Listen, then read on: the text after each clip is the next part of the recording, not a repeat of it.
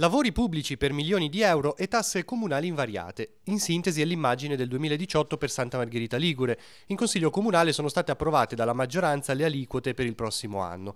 IMU invariata, Tasi mantenuta a zero e Tari diminuita di un minimo ma di fatto immutata.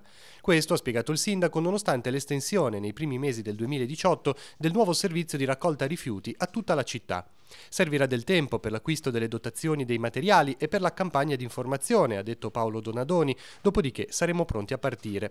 Per coprire le spese verrà usato il risparmio di gestione 2017, per questo la Tari non aumenterà.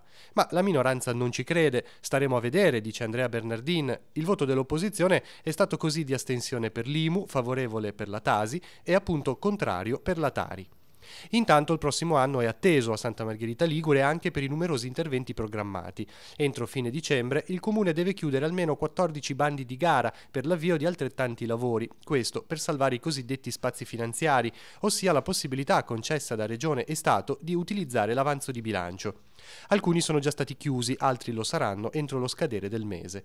Nel 2018 così potranno partire lavori a scuole, strade, ai moli delle spiagge, oltre a interventi di restauro, come quello che interesserà Villa Durazzo e che sarà presentato venerdì 22 alle 16 nei locali dell'Associazione Spazio Aperto di Via dell'Arco.